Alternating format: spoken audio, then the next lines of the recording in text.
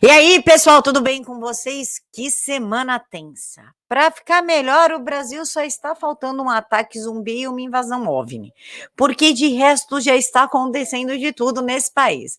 É o presidente Bolsonaro contra os iluministros, foi o Kim do MBL, aquele que se dizia a favor do voto impresso e liberal, votando contra o voto impresso, a privatização dos Correios que tirou lágrimas da esquerda a quinta-feira inteira. Também temos a dívida de Cuba e Venezuela com o Brasil, provando que o PT se preocupou muito mais com o exterior do que conosco, e o nosso dinheiro, 3 bilhões e meio, que poderiam ser destinados à saúde, educação, segurança, foram destinados a financiar ditaduras sanguinárias e genocidas. Temos também o Lira falando que ele vai colocar em votação no plenário o voto impresso e, claro, as respostas entre o presidente Bolsonaro, Barroso e Fux. Isso sem contar o Alexandre Frota, que apareceu de novo, mas não foi por causa do voto impresso não que ele votou contra. É um outro assunto e a gente já vai conversar sobre isso. Cuba e Venezuela devem mais de 3 bilhões e meio ao Brasil por empréstimos feitos pelo BNDES nos governos do PT. Por isso, o desespero para derrubar o presidente Bolsonaro. Não é só os sanguessugas brasileiros que vivem do dinheiro público, do nosso dinheiro suado. Também tem os ditadores que precisam ser alimentados. E já que estamos falando em sanguessugas do sistema, vamos falar de Kim Kataguiri, que achou lindo votar contra o voto impresso e ainda deu uma justificativa tão ridícula, mas tão ridícula, que é a cara dele. Acabo de ser nomeado membro titular da comissão do voto impresso. Fui a favor até 2018, com receio de que a influência do PT no STF, TSE, desse margem para a fraude. De 2014 para cá, diversos ministros petistas presidiram o TSE e o fato é que nunca houve fraude. Não. Aquele documento do TSE mostrando que houve invasão, isso é coisa da sua cabeça, isso é fake news, tá? Ah, mas tem a assinatura do TSE. Tô falando que é fake news, é porque se o Barroso falou é verdade, não importa se existe documento assinado. Se Barroso falou, tá falado porque ele é iluministro.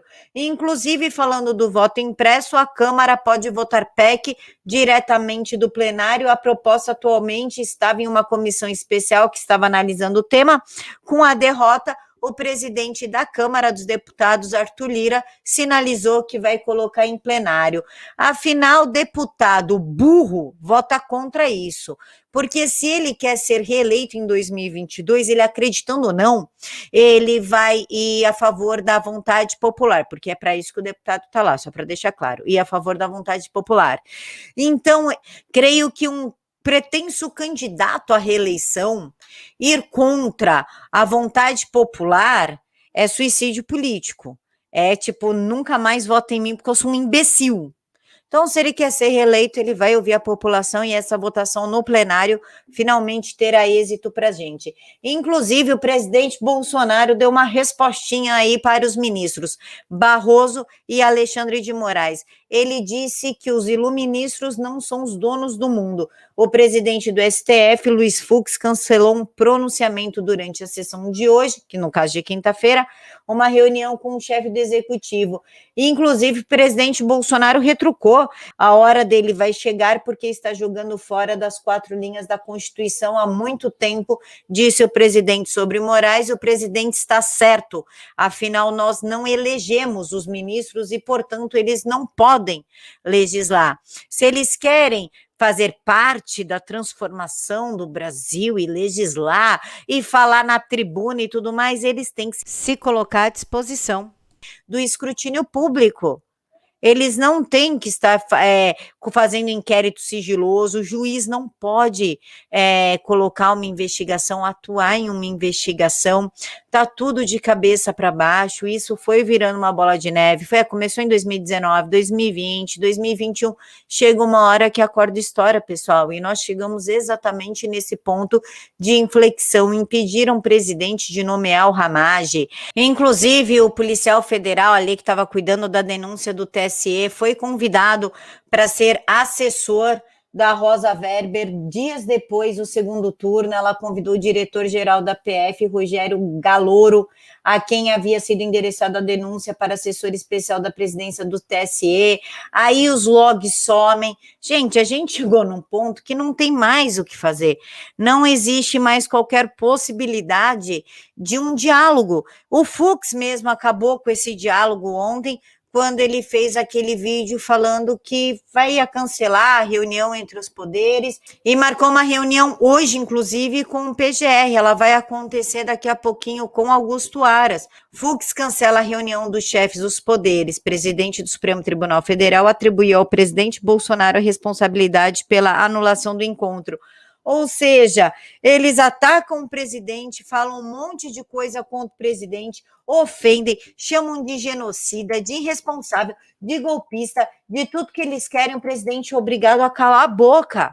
Porque se o presidente retruca, está desafiando os poderes, está enfrentando, quer dar golpe, esse golpista diz, gente, o que é isso? O que é isso? Estamos oficialmente na ditadura da toga.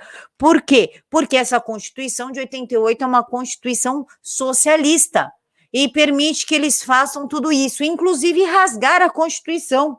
O presidente tem reiterado ofensas e ataques a integrantes desta corte, em especial aos ministros Luiz Roberto Barroso e Alexandre de Moraes, sendo certo que, quando se atinge um dos integrantes, se atinge a corte por inteiro.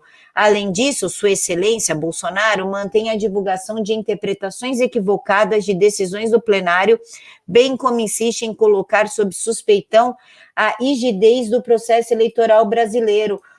Qual é o problema de se colocar em questão, em suspeição, em questionamento a rigidez, a segurança, né? Vamos falar aqui normal, ninguém aqui é jurista, a segurança do processo eleitoral brasileiro. Mesmo porque o TSE rebateu o presidente Bolsonaro e disse que a invasão de hacker de 2018 não representou qualquer risco. Invasão investigada não teve qualquer impacto sobre o resultado das eleições. Ora, pessoal, ou a urna é 100% segura e não há qualquer probabilidade ou possibilidade de ser hackeada, de ser invadida, ou ela foi invadida, mas não houve danos à eleição. E a gente acredita no quê? Não sei. Essa que é a questão, eu não sei. E se não dá para acreditar, por que então a gente não pode ter uma forma de ter transparência e contagem pública? Ou pode invadir ou não pode invadir. Até 11h59 não tinha qualquer possibilidade de invadir. À meia-noite, olha, até invadiu, mas não mexeu nas eleições. Aí o que vai acontecer? À meia-noite 1, olha, até mexeu, mas não foi tanto assim? Estão de brincadeira com a nossa cara. E a estratégia do presidente foi bem certinha. A gente aqui reclamando, vai Bolsonaro, faz alguma coisa, Bolsonaro. E ele não falava nada, ele não fazia nada, isso irritou muita gente. E de repente ele veio com uma porrada só. O que ele fez? Ele deixou o sistema pelado, desnudado, tirou tudo assim, ó. Eles não têm o que fazer a não ser esconder ali as partes vexatórias e muito possivelmente sair correndo. Inclusive, o presidente ficou meio chateado aí que não houve um aviso prévio do Fux sobre o cancelamento da reunião, porque o Fux falou isso durante uma live sem conversar com o presidente antes, e o presidente ainda tem consciência que eles querem torná-lo inelegível e querem impedir que ele concorra às eleições de 2022. É lógico que ele quer. O sistema está morrendo de inanição. Se o Bolsonaro continuar mais 4 anos, aí que esse sistema morre de vez. E daí é cumprido o plano de governo, que era expor todo o sistema e alterar o sistema.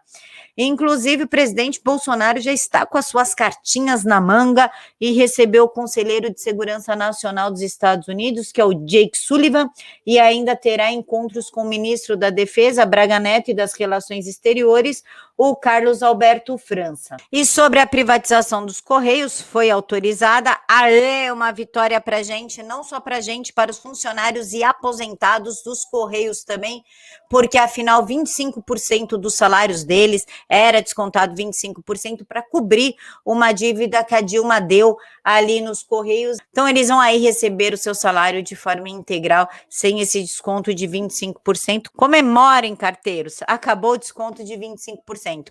Agora, sobre o Alexandre Frota, vocês lembram que em 2020 O MP denunciou o Frota por falsidade ideológica em alteração societária de empresa de publicidade aqui em São Paulo.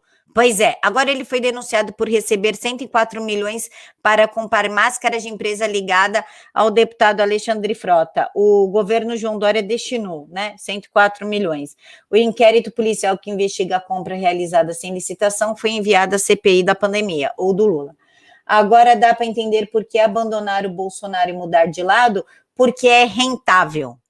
Com o Bolsonaro, você não pode ser corrupto, porque ele fica no seu pé. Agora, ao lado de Dória, a gente sempre dá ali, uma jogadinha de cintura e consegue alguma coisa, porque assim como o Alexandre Frota, João Dória também é afeito a certos joguinhos financeiros, e para isso existe a LIDE, para agir como lobista e fazer conexão entre políticos e empresários e tirar uma graninha de tudo isso. Esse tipo de falcatrua.